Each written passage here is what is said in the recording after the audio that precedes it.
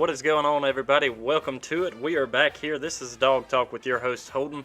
Glad to have you guys back here for another edition of the show. Really fired up about it after a big win over Auburn this past weekend. We've got plenty to jump into, and we're going to do exactly that. Like I said before, glad to have you guys here. Georgia Bulldogs ranked number 1 in the country for the first time in a long time. I didn't realize it's actually been that long since Georgia has actually been ranked number 1 in the country. And everything that I had pulled up just a second ago, poof, gone. That's okay, though. I'll get to it here in just a second. Glad to have you guys here with me. Let's go ahead and jump through some of the first things that we do every show. You know, you guys know how it is by now. On Twitter, at DogTalk20, make sure you guys go and follow me there, as well as on YouTube. If you are watching on YouTube, make sure you hit that subscribe button as well as hit the like button on the video. I would really appreciate that. Go on Apple Podcasts. Make sure you rate and review the show. I would appreciate that greatly. Give us that 5 stars. That would help out. Also, you can go to the website as well, dogtalkpod.com, spelled the way it's supposed to be, D-A-W-G, talkpod.com. Would really appreciate that. Also, if you guys want to support the show, the support link is always in the description of the podcast, as well as the video. I finally got that pulled up where it's supposed to be. So if you guys want to hit it, it gives you a couple of options to be able to support the show. And again, I would really appreciate that. So the stat that I was looking for, Georgia has not been ranked number 1 in the AP poll during the regular season since 1982. And that has changed today. That coming from Brandon Marcello there on Twitter. I did see where that came up, and that is it. Georgia ranked in the number 2 spot in the country today. So glad to see it. Very excited for that to be the case. And I will get on our screen, matter of fact, I will go ahead and get that top 25 rolling across the bottom of the screen, because I was actually able to get all that put in really quickly right before we got started. We're going to run through that top 25 as well. That way you guys will be able to see it as well. And once we go through that, we will dive into the game. Again, there's plenty to get to after a rout of Auburn 34-10 this past weekend. Glad to see it. Let's jump right into it. Let me take my name off of here for you guys on YouTube, because you probably know who it is by now. But anyways, here we go. Top 25. Your Georgia Bulldogs sitting at the number 1 spot, 6-0. Previously ranked 2nd on the AP poll. Iowa coming in at 2nd. Cincinnati at 3rd. Oklahoma at 4th. Alabama falling down to 5th after falling to Texas A&M. Ohio State at 6. Penn State at 7. Michigan at 8. Oregon at 9. Michigan State at 10. Kentucky at 11. We're looking forward to them this coming Saturday. Oklahoma State at 12. Ole Miss at 13. Notre Dame 14. Coastal Carolina 15. Wake Forest 16. Arkansas 17. Arizona State 18. BYU at 19. Florida at 20. Texas A&M jumping up into the top 25 to 21st. North Carolina State, NC State there at 22. SMU at 23. San Diego State at 24. And Texas cracking back into the top 25 after upsetting. No, Oklahoma did pull it out, but Texas back. I guess they've been in the top 25. Sorry, they fell back down to the 25 spot. Anyway, that's your AP top 25. Again, the Dogs at the top of that list. Alabama falling a few spots. We're not going to talk too much about that off the top of the show. We'll talk more about that here once we get a little bit deeper into it, because that's usually what I do at the end of the show. So, here we go. Let's start it off with the news front. Georgia at Auburn, 3:30 on CBS. Injuries was one of the biggest things, not only coming into this game, but even in this game, we had a ton of injuries. Coming into it, we knew Stetson more than likely would get the start. JT did travel, so we knew that, I think, that if there was a situation that arose where it seemed like we might have to have JT come in, there was the option and ability to be able to have him come in again if needed.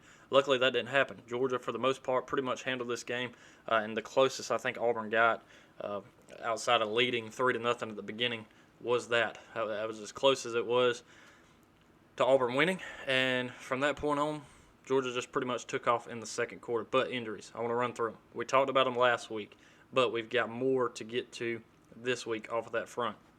Here's where it lined up last week, what we talked about and what we were curious. Marcus Rosemy-Jack Saint, possible. Don't think we saw him in the game. Arian Smith, didn't see him. Obviously, JT Daniels, didn't see him. Dominique Blaylock, didn't see him. Darnell Washington, we saw him in the game. We're going to talk about it a little bit. He was a presence blocking. He also did get targeted a couple times in this one. Tyke Smith, I need to go back and look and see if I saw him.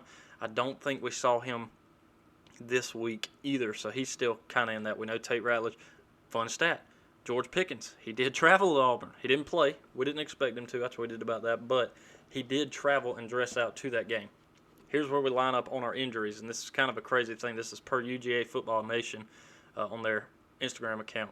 Scary thought is Dogs beat Auburn minus these players. Jamar Salyer goes down in the game. Chris Smith with a shoulder injury goes down in the game. Lewis Seen also went down at one point in the game but came back. And I believe Jamar Salyer, if I remember reading correctly, he actually could have came back in this game as well, so it doesn't look like we're going to be without him. That helps a lot on that offensive line. Chris Smith, I don't know. We've got more information that's going to have to come in on that one for him to have taken his pads off in this game. Fingers crossed on that one that he's okay. Kenny McIntosh, he didn't play in this game. Jermaine Burton, he didn't play. We talked about Marcus Rosemy, Jack Saint, JT Daniels, Amir Speed didn't play. Tresman Marshall didn't play. Tate Ratledge, we know. Arian Smith, we talked about George Pickens. Jalen Kimber, he's out for the season. Dominique Blaylock, Ryan Davis out for the season. So to be without that many guys, I mean, you can count the wide receivers here. Let's see. We've got Jermaine, Marcus, Arian, George, Dominique. That's 5 wide receivers right there alone. A couple of offensive linemen there as well when Sawyer went down. And then you got, obviously, your starting quarterback. Georgia is so thin in positions, but still continues to dominate teams. And I want to talk about some of that dominance. And this is where it leads up. Actually, I'll tell you what.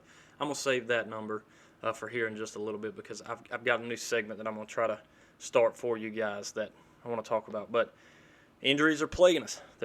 We're very thin in a lot of positions, but we continue to be successful, which is an awesome thing to see because this is a very prime opportunity for Georgia just to lay down and take one right on the chin, but that is not happening. Georgia is continuing to be physical against the teams they play, continuing to be dominant in all aspects of the game as well, which is awesome and great to see. So let's kind of dive into that because, again, there's just plenty to talk about when it comes down to it. Let's talk about that Georgia-Auburn game, 34-10 in Jordan-Hare. Let's jump to it. Here's where we got it. Looking at the main stats of the day. Team stats, team leaders, things of that nature. On Georgia's offensive side of the ball, 22 first downs, 5 for 12 on third downs, not that great, 0-1 on fourth. Total yards, 432, and we threw it through the air, 231 yards, 14 for 21 with Stetson Bennett, 11 yards per pass. No picks on the night, which was really good. Rushing, we did rush the ball over 200 yards for 201 on almost 50 rushes there at 49, rushing the ball for 4.1 yards. Had 3 penalties on the night, held the ball for 33 minutes and 6 seconds. On the other side, Auburn only getting 17 first downs in the game, 5 for 18 third down. Fourth down, they were pretty efficient, 3 for 5. Total yards held them down to 318, 272 through the air on 24 for 43 completions to that attempt, averaging a 6.3 yard. Bo Nix did throw his first interception since the Georgia game last year. So Georgia seems to be a thorn in his side as he tries to get momentum going and has like this long streak, and then he plays Georgia again and gives it right back up. 46 rushing yards. That Dawg defense holding it down on 29 attempts for Auburn, only running the ball for 1.6 yards per rush. Penalties, 5 penalties for Auburn, 34. They did have that one turnover, which was the pick. Held the ball for 26 minutes, 52 seconds. Dogs, dominant. Stetson Bennett, 231, 2 touchdowns through the air. On the ground, Zamir White, 18 carries, 79 yards, 2 touchdowns again. Ladd McConkey, leading receiver in this game, 135 yards on 5 touches, and a wide open bomb down the sideline. Probably could have had 2. If Stetson had a little bit more arm behind one, he had Ladd also in the streak there too, heading down. Dogs, again, trail 3-0 to start. We tied up just before the second quarter, and that was it. Dogs took off from there, making it 10-13, 17-13 when we get to the half. Scoring again coming out of the half about halfway through the third to make it 24-3. And the closest Auburn would get from that point is 24-10 after a touchdown on the Tank Bigsby 6-yard run late in the third quarter, making it 24-10. Fourth quarter, field goal and then a touchdown halfway through, making it 34-10. Could have had another touchdown there at the end as well when Kirby decided after Brian Harsin called a timeout late in the fourth quarter when the game was basically in the bag. Stetson rears back and chunks one in the end zone. Had the guy turned his other shoulder, might have caught that ball and could have made a big difference. in that game. Nonetheless, didn't end up mattering. It was awesome. A lot of fun to watch this game. This is one of my favorite games to get to play. I've got a lot of Auburn friends being from the state of Alabama. So getting to kind of talk and jaw back and forth between them is always fun. Bo Nix in this one. 21 for 38, 217. Did throw the one pick, no touchdowns. TJ Finley did come in at the end and actually moved the ball pretty effectively for Auburn there late in the fourth quarter as time expired. 3 for 5, 55 yards. He actually was looking really good. Stetson Bennett, we talked about it. 95.2 was his QBR. I've got a pretty wild stat here for you. If I can get it to pull up, it's kind of hard for me to keep up with all of these stats as they come through. But Stetson actually leads, I think, the country, if I remember correctly, in QBR. It's kind of hard to believe that Stetson, and it's not hard to believe because Stetson is great. He's a great football player, and clearly shows that. To have him as a backup is just an awesome thing to have. Again, sorry, it's taking me a minute. There it is. Leading the charge right here. Highest QBR by SEC players. I believe this was on SEC Network last night. Stetson Bennett, QBR this season in the SEC, 95. In this game, he was 95.2. Bryce Young behind him at 89. Guess what? JT Daniels still in there at 88. Matt Corral at 85 with a minimum of 50 action plays.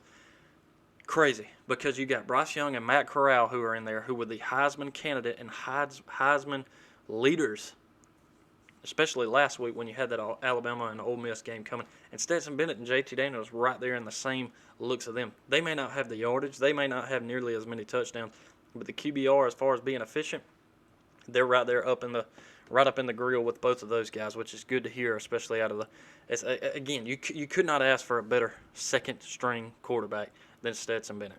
Maybe you could, I guess, if you're Oklahoma, but guess what? We're not Oklahoma, so we're not going to talk about it. Zamir White, 18 carries, 79 yards, 2 touchdowns, did run the ball one time for 12. Kendall Milton, finally getting back in this one, 9 carries, 43 yards. Stetson did run the ball 6 times for 41 yards, did run off that 30-yard run too, which was kind of fun to see. If I remember correctly, I don't know this for sure, but I think that's the longest run play we've had this season. It's 30 yards, and it was by Stetson. Because I think last week it was James Cook, but it was only 24. Kind of a wild thing to think of there. James Cook did also carry the ball 7 times for 35 yards, averaging 5 yards a carry. Dijon did come back into this one, 6 touches, 3. So we did look good on the running. Again, Lab McConkey, 5 touches, 135 yards, and a touchdown. Brock did get to touch it twice, 43 yards. Darnell did get a catch and was targeted in this one for 25 yards. Donnie Mitchell, A.D. Mitchell, freshman there, 2 touches, 10 yards. Cook, 2 touches, 10 yards, and Kieras, 2 touches for 8 yards. We averaged 16.5 yards per pass in this game. How awesome was that? It's kind of, I guess actually that's our wide receivers, Stetson averaged 11 yards through the air per his plays. I don't know how the average for, okay, I see. It's because of how many receptions. Anyways, wide receivers are averaging 16.5 yards on their receptions on the night. How awesome is that? Kind of wild to see. 2 touchdowns. The long, again, was that 60-yard bomb to Lab McConkey. He could have had 2 in this one, but ended up not. We'll get to the defense in a minute. Let's kind of jump back into some of the stuff that we previewed and see if we can answer those few questions that we had come up, because that's one thing I want to do before we jump too deep into the defense that I want to talk ad nauseum about in this one, because really just unbelievable. All right. What we wanted to know, how are we going to be effective against Auburn coming into this one? Georgia's run game versus a strong rush has to be dominant. It has to be able to come into this game and make a difference. The first half of this game, Georgia was not running the ball all that effectively. We did run the ball, but we weren't running it nearly as effectively as we did in the second half. I had a stat pulled up, and I don't remember what I did with it, so you'll have to forgive me for not having that exact information in front of me. But for the first half, if I remember correctly, Georgia was, I believe, below and well below 100 yards in the first half rushing. And then the second half, Georgia took off, and again ends up with over 200 yards on the ground against a defense of Auburn who is known for stopping the run. A great rush defense. And they also did fairly well at containing the pass in this game too, but we still put up 231. I know I talked about this in the preview of this episode. Was I think if we can throw the ball for over 200 yards and run the ball for over 200 yards, you can win this game. And we did. Look at it. We turned out really good in that position. Did good. In the second half, I was glad to see us go to the run game again and not just give up on it. and think we have to pass the whole time. Stetson was being successful, obviously, considering 95.2 QBR in this one. Really good percentage in this one. But guess what? We were still able to stick with the run game in the second half and ran it down their throat and just stopped them completely. They didn't run the ball but for 46 yards in this game. Stetson likely starter. We talked about that. Obviously, he was. He's got to be able to pass. He did. He did a great job. Is Darnell going to be a threat in this game? He was. Again, it comes back to that blocking. He does such a great job at pass blocking. He does such a great job at run blocking. Him, Brock, and even Ladd did a great job when we would run around the edge, containing that block and holding on to that block, allowing our runners to be able to get extra yards in this one. Now, it was a downhill, strong, hard-nosed football fight to be able to rush through the middle as much as we did in some of these situations as well. But Georgia was able to do it, and I was glad to see it. Darnell helped a lot with that, which we talked about. Now, let's talk about the defense, what I'm going to call the third down dogs.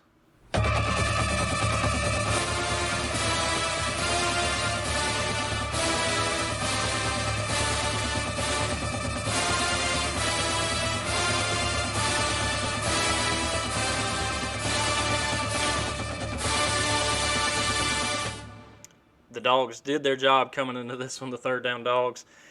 What a great game. The questions I had in this one are, is the defense going to be able to stop, or really they're not going to be able to, because we had a pretty good feeling they would be able to stop him, but you have to contain Bo Nix. We've got to stop him. His elusiveness is the thing that can make a difference in this game. He got loose a couple of times. He was able to run around, but in the end, he technically carried the ball 10 times for negative 16 yards in this game. Negative 16. The longest he had was a 9-yard run, trying to run forward. Passing the ball, 21 for 38, had a 39.3 QBR in this game. He threw it for 217 yards, averaged 5.7, one interception, no touchdowns. They contained him like you're supposed to. In the night, we end up with, how many we end up with? 4 sacks? Yeah, 4 sacks. 6 tackles for loss in this game. The Dogs' defense is as elite as it gets. If you want to come to me and say Georgia's defense is not the top in the country, I can tell you a couple of the others that are. No, you're wrong. Georgia has the best defense in the country. As a matter of fact, I went and looked in the middle of the the Texas A&M Alabama game because I wanted to see just how effective on total defense was Texas A&M's defense in comparison to Georgia, considering what they were able to do to Alabama. Georgia, ranked number 1 in total defense. 5 games at the time, obviously. 267 plays, only giving up 889 yards. That's 3.33 yards per play. Giving up 1 offensive touchdown, which that was before the Auburn game, which we end up with 2. Yards per game, we held teams to 177.8. Texas A&M ranked 40th. 5 games, 341 plays, giving up 1,599, right up 1,600 yards. That's 4.69 yards per play. 7 touchdowns for the opponent's defense in this one. 7 against you. Which, I mean, it's unbelievable. 319.8 yards. That's the difference. I don't have to make the comparison to Texas A&M. I just thought that was kind of a fun stat, considering now that Georgia's ranked number 1, and at the time it was Alabama at 1, and Georgia took over that. Georgia's defense is elite, top of the country, in a ton of aspects. We've got so many guys that come in here, and this is the one I wanted to pull up per Fox CFB. Georgia's defense, with the opponent's points per game this season alone, through 6 games, I'm going to talk about each team we've played. Georgia, playing Clemson. Right now, Clemson averages 25.8 games in their other games. That's what they average. Georgia gives up 3 to them. UAB averaging 27.8 points per game. Georgia only gave up 7 to them. South Carolina 24.8, gave up 13 to South Carolina. Vandy averaging 20 points in their other games. Didn't let them score. Arkansas 35.8, didn't let them score. Auburn 40, only gave up 10. Only gave up 10 in that. You cannot tell me Georgia's defense is not elite. If I remember correctly, and I should probably stop saying that and actually have all the stuff written down in front of me, Georgia, I think, has outscored their opponents. It's like 299 to 33. I want to look and see if I can find this exact stat. Oops, sorry, guys. That would be, let me see. Let me do this real quick so that way I don't make it blow you guys' eardrum out again here.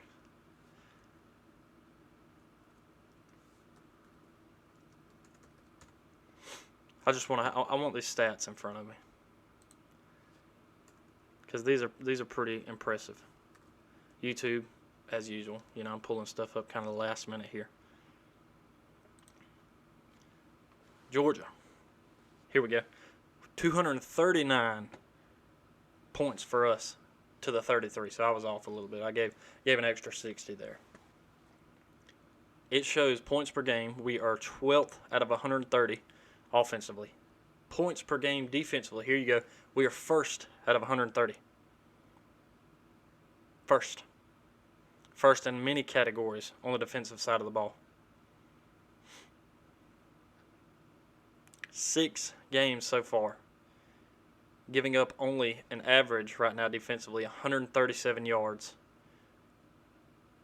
That's it. 0.2 touchdowns per game. 66.5 is what we average to give up in games. That's 0.2 touchdowns on the ground as well. Offensively, we average only letting teams get 203 yards per game. That's it. That is unbelievable.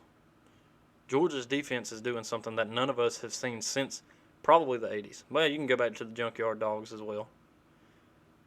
But unbelievable. Right now, Channing Tindall leads the defense. 6 games, 17 solo tackles, 12 assists, 29 total. He's got 1 sack on the year. Nakobe Dean, 3.5. Got his first interception this season yesterday against Auburn. Lewis Seen, 11 tackles in this one. 13 for Nolan Smith. 2.5 sacks in that. Lewis Seen's also had an interception in this so far this season. 5 pass deflections. He was hurt at the end of this one. We got a little bit nervous. Latavius Brini. Chris Smith, who goes down. 2 interceptions so far in the game. Devontae Wyatt, a couple of sacks. Jalen Carter, a couple of sacks. Jordan Davis. Adam Anderson, 4.5, leading the team in sacks. It's crazy when you go in and you actually start looking at how many guys have numbers and where all these numbers end up, just because of how good they have been doing. And in this game alone, Dan Jackson, Dirty Dan, leads the charge. 6 tackles, 5 of those being solo. Latavius Brini right behind him with 5. 1 tackle for loss. Quay Walker got a sack on this one. 2 tackles for a loss in this as well with 5 tackles. Trayvon Walker gets a sack in this one. Zion Lowe gets a sack in this one. Jalen Carter gets a half a sack along with Robert Beal on the same sack in this one. You got guys all over the field taking over, doing everything that they can to make sure that the Georgia defense does not give up any points. Unbelievable. Coming into this game, top graded defenses, Georgia at number 1, 94.6. Auburn, 91.8. Iowa, 91.4. Dawgs still at the top of that. Auburn now falling. Iowa jumping above that. The Dogs defense, what I'm going to call the third down dogs in this segment, you can't mess with them. You just can't. They're as good as it gets. They're going to get another test coming up this weekend. You've got 2 undefeated, 6-0. The only teams undefeated in the SEC at this point are the Georgia Bulldogs, who are ranked number 1, the Kentucky Wildcats, ranked number 11. Both 6-0, coming head-to-head. That will be no longer after Saturday. Only one team in the SEC will be undefeated moving past this coming Saturday. What a game. What a game it's going to be. The secondary, this is one thing I also talked about, cannot get lazy in this game. Cannot get beat deep.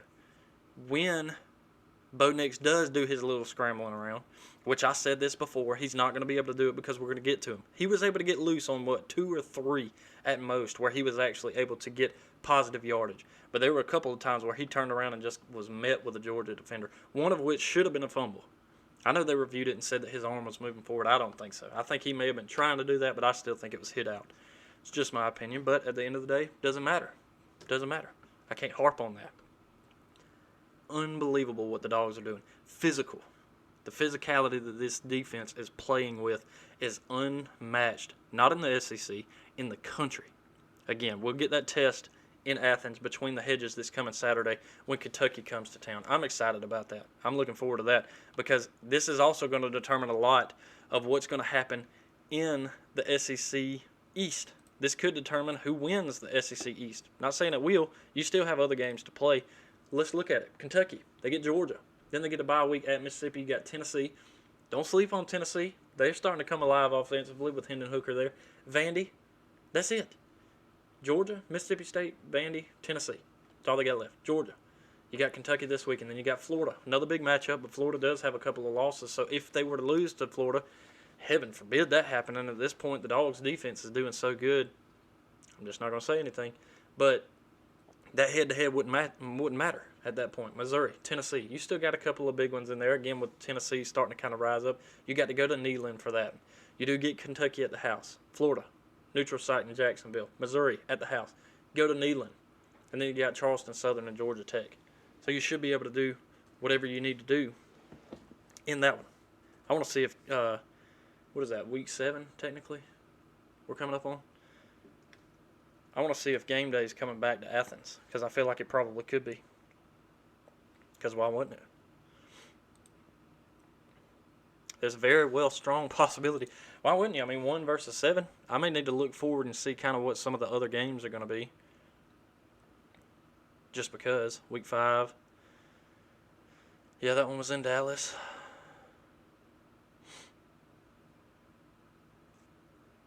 Yeah, you could have Arkansas and Auburn.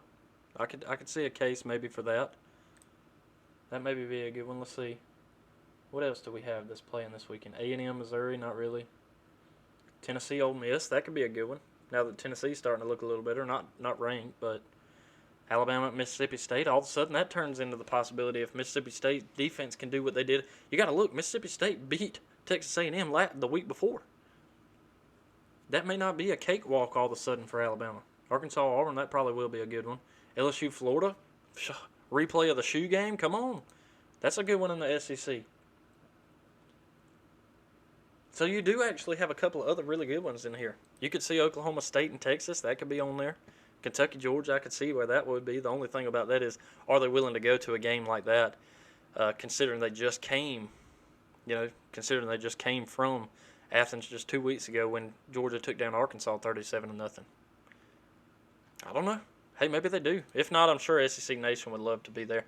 Hey, I'm glad to see it. The Dogs have been physical, offensively, defensively. Stetson Bennett, there should be no more questions of, okay, if JT Daniels is healthy, JT Daniels is going to play football. That's all there is to it. Let me go ahead and clear that out of the air right now. JT Daniels is the starter, but while he's injured, Stetson Bennett is the answer.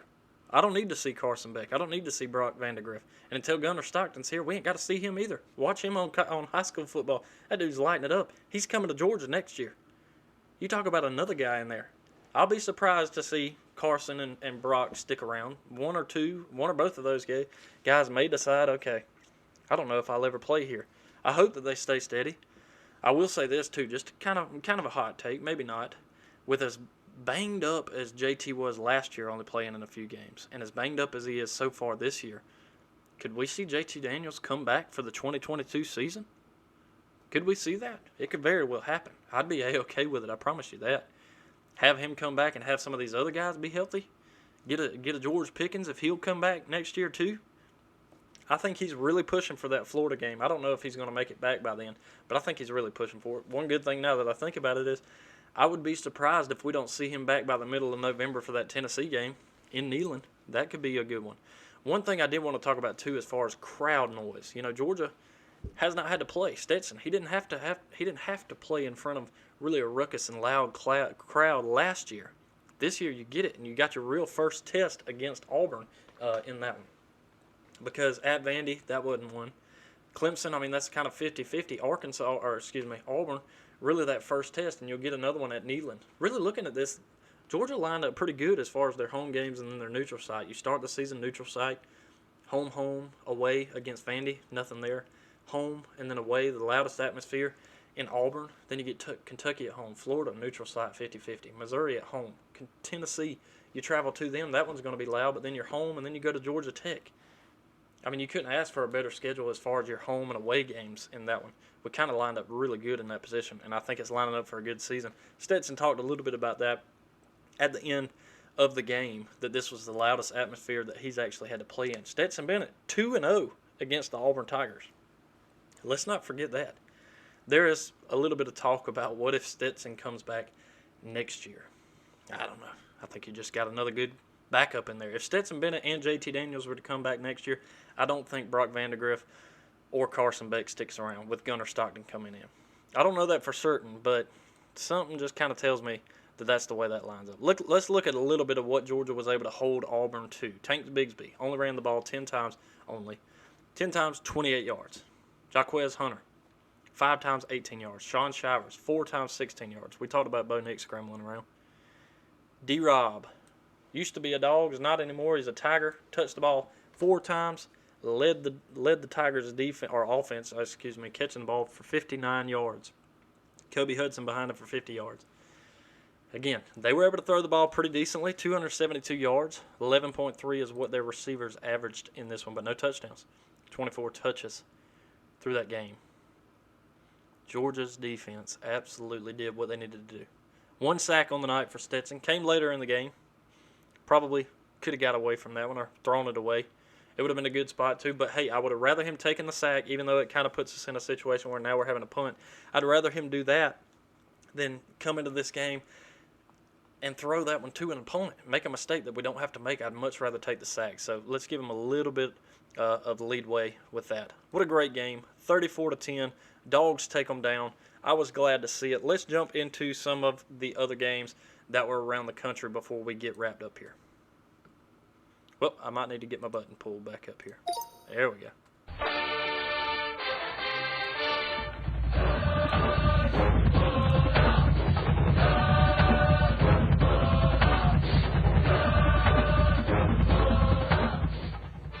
All right, coming back into some of the other big games around the country, we're going to save that Alabama and Texas A&M game for last because obviously that was one of the biggest ones of the weekend, one of the biggest ones, that could possibly happen this season, just considering how good and how big of a game that was.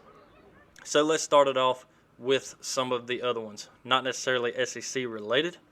Temple, Cincinnati, that one was nothing. Arizona State squeaks by Stanford late, 28-10.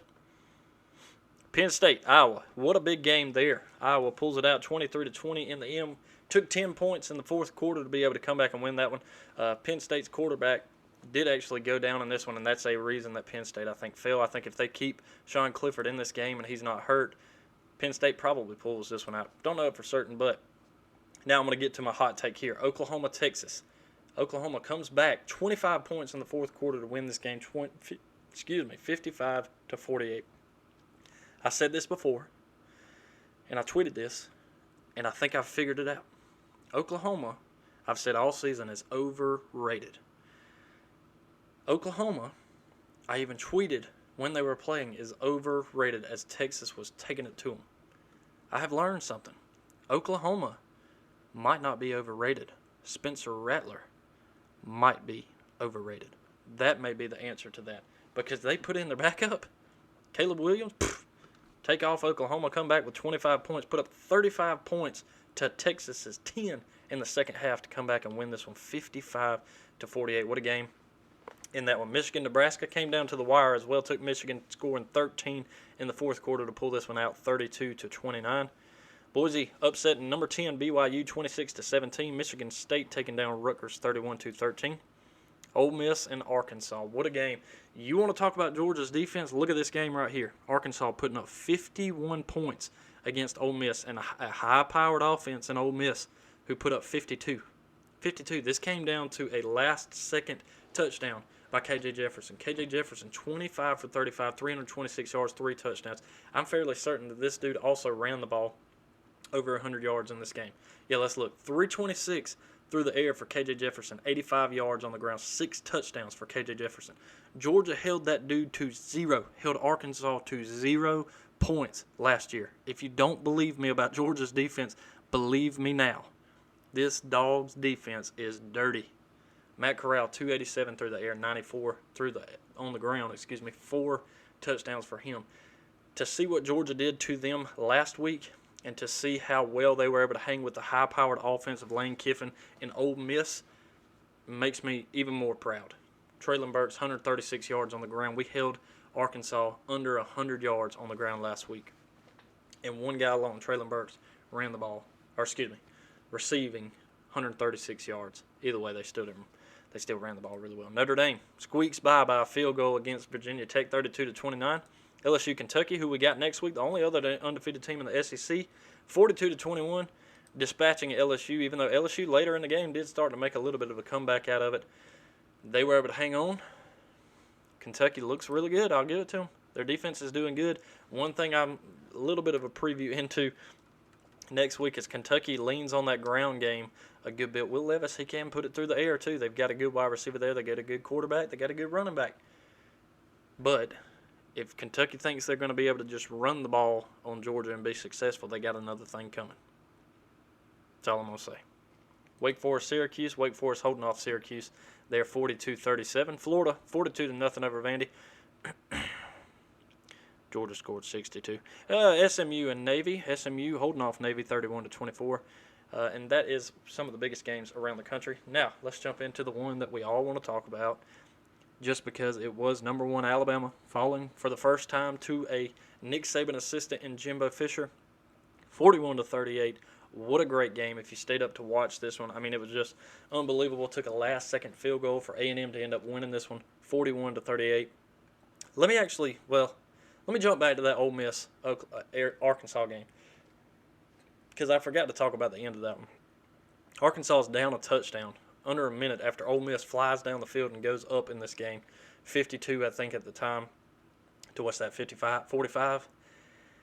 And Arkansas drives right down the field with just over a minute to go. 1 second left, or 6 seconds left. They're on like the 4-yard line. Throw a pass out of the back of the end zone, thinking time's going to expire, and this one ends with Ole Miss winning by a touchdown. 1 tick left on the clock. Arkansas gets another chance. They score a touchdown. Sam Pittman breaks out his cojones and said, we're going for 2. Not the best play calling on the 2-point conversion, but hey, had they converted it, they continue to probably be back in the top 10 after that. What a great game by both of them. But again, let's go back up now to that big one in Texas A&M and Alabama. Bryce Young didn't do bad in this game. Almost throws the ball for 400 yards, 3 touchdowns. Brian Robinson on the ground, 147 yards. Jameis Williams, 146 yards on 10 touches, 2 touchdowns. You would think just by that stat line alone, oh, Alabama won that game. Let me tell you what, we talked about this in the past. Texas A&M's defense is really good. And let me tell you something else. Texas A&M's defense showed up. I talked about this last week, that Texas A&M, their defense kind of took a back seat when they played Mississippi State last week. Will Rogers, I know I've been on the high horse about him, but he came through in the clutch for Mississippi State as they were able to just dominate Texas A&M last week. And then you come into this one, and Texas A&M's offense was high-powered. Zach Calzada, for the first time, lit it up. 21 for 38, 285, 3 touchdowns. Did throw 1 pick on the night. Isaiah Spiller, they only ran the ball for 94 yards. Check this out. A&M only running the ball 94 yards. Only throwing the ball 285. Alabama, team stats right here, outgained Texas A&M. 522 total yards for Alabama. Only 379 for A&M. That was it. Third down efficiency was even better for Alabama. 9 for 19. 4 for 10. 40% there for A&M. But A&M kept grinding, kept working. Didn't even have the ball as long. Penalties plagued Alabama a little bit. I know that's one thing. When Alabama loses, you have to have an excuse. That's what always comes out when Alabama does lose. The excuses start to come out. Why did this happen? You know, if this wasn't this way, oh, we need to get rid of so-and-so. You can't have those excuses. When you lose, it sucks. Yeah. And there may be a couple questionable calls, but it was on both sides of the ball. I did tweet out some kind of silly, I guess, on my part, that Nick Saban must have left his wallet back at Tuscaloosa on this one because Alabama wasn't getting all the calls. Normally that happens. Bryce Young did not have a bad game. He did throw 1 pick, but he threw 3 touchdowns in this one, almost 400 yards. Again, most games you're going to be successful in that, especially when they're running the ball also for 153 yards. But one thing before this game was I did not anticipate Texas A&M to be able to get past Alabama's offensive line, because I said this before, Alabama's offensive line is probably the best in the country. And Texas A&M absolutely exposed that. Now, one good thing coming into this one, Florida when they played Alabama, and I don't like to give them credit, but you have to here, they gave you a blueprint of how to run the ball on Alabama. They gave you blueprints of gaps that there were in Alabama's offense as well as their defense. Texas A&M and Jimbo Fisher probably sat there and studied that, knowing how to beat Alabama after playing with them and being close in years past. He took all that to heart in this one and got the job done, snapping that 100-game win streak for Alabama against unranked teams. Also snapping that 24, 25, 26 game winning streak that Nick Saban had against his assistants. Not losing at all for the first one to be into Jimbo Fisher. Again, I wish it would have been Kirby Smart, but at the end of the day, it doesn't matter. It's going to happen eventually, unless he just retired Friday. So, and that didn't happen. But what a great game for Texas A&M. Glad to have it happen again. I hate being compared to Alabama. I said it in the past, but when Alabama loses, we're going to celebrate. That's just all there is to it. When the number one team in the country goes down, we're going to celebrate. Just like if Georgia is to lose this coming week, heaven forbid that happen, we're going to celebrate. That's all there is to it. Let's get into some of the Twitter conversation that we had come up. I did want to look back and see if I could find who was the winner, if anybody, on the prediction, because I actually meant to pull that up earlier. We'll go through our polls from this past week and go into some of that Twitter conversation. I wonder what I ever did with my button that I had right here. Yeah, I guess I don't have it anymore. All right, back to the polls from this past week, now that everything should be wrapped up. Starting it off with this one. Oh, and I also got to go back through my picks. I forgot about that as well. How many touchdowns does Darnell Washington have Saturday versus Auburn? 78% of you guys went with 0 to 1. 2 to 3 was 22%. So you guys got that one pretty well correct. Get back down to these other few polls. Here we go. Now we're getting to it. All right, if the mailman, which the mailman ended up being the quarterback, so I'm just going to talk about that one. Does he throw for under or over 200 yards? 42% of you guys went with under. He ends up going over on that one. Do we rush the ball for more than 250 yards? Unfortunately, that one ends up being just shy of that, where 68% of you guys went with that. 32 went with less than. Who's the leading rusher? Zeus, James Cook, or Kendall Milton?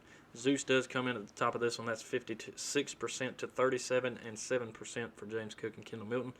So that's where that one ends up. Wanted to go back to the question that we talked about last week. What's going to be the deciding factor, which I answered last time, and it's going to be containing Bo Nix. Well, the question was answered. We were able to contain him, sack him a few times on the night, and got the job done very well. Now, let me jump back down to my predictions and see if anybody got it correct. 34 to 10, because I want to make sure I give whoever put it up a shout out in this one. We got a 35 to 3, that's pretty close. 31 to 14, that's pretty close. 28 to 13, pretty close. 38-13, 41-0, 42-6. Some of you guys got really close. 38 to 3. Let's see if we end up with any more.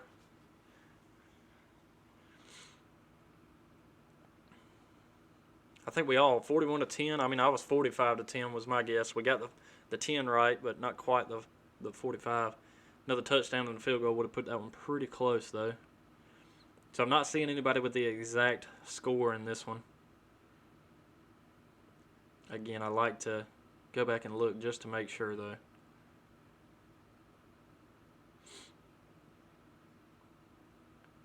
Yeah. Again, on YouTube, I know you guys are probably thinking, what in the world? Why are you taking so long?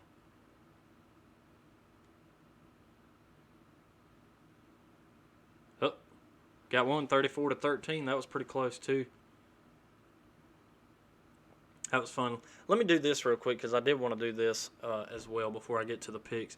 I was listening to another podcast, and I want to send a shout-out to this podcast as well as get you guys to go and listen, because this is actually a pretty good thing. We're in the the month of October, which is Breast Cancer Awareness Month, and all of the page stuff on YouTube after today will change. Now that we're getting into that month of October, I will change the schedule on the side. We will get to where all of those games, I'm doing it halves. Obviously, we're through the first 6 games of the season.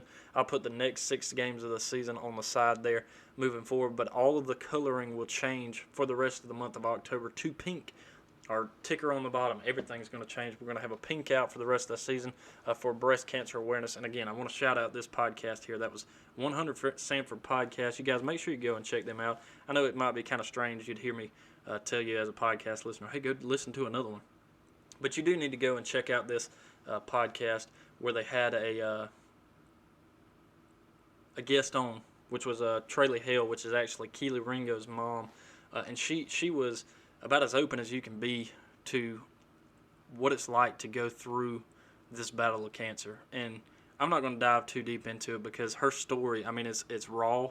It's very vulnerable. And for her to come on and even talk about this as much as she did and all of the things that she was dealing with, great episode to go to listen to. Shout out to those guys, Lamar and Trey, Trigger Trey, and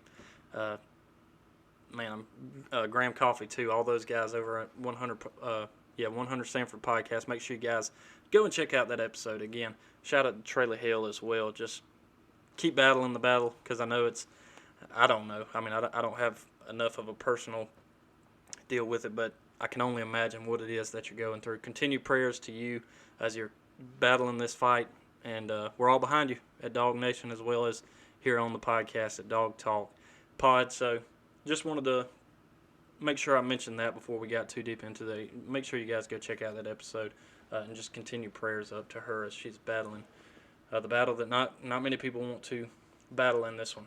Let's go down now on a little bit lighter note, and we will talk about the weekly picks from this past week because I did want to get those pulled up from this past week. And here's what they look like.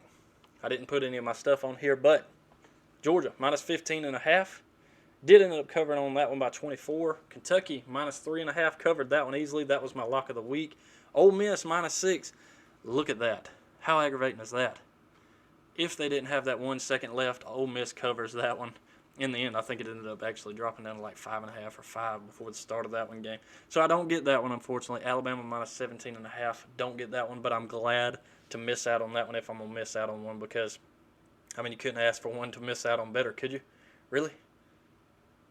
I'm A-okay with that. So don't mind losing that one there. That's pretty much going to wrap us up here, guys. We're gonna jump on out of here. Again, I really appreciate you guys listening. Make sure you go and check out the website, dogtalkpod.com. I would appreciate that. On Twitter, at dogtalk20. Again, I appreciate all of the conversation there. If you guys want to support the podcast, it is in the link of the description. I would greatly appreciate that as well. But I will check in with you guys later this week where we get geared up for the Kentucky Wildcats. Go Dogs.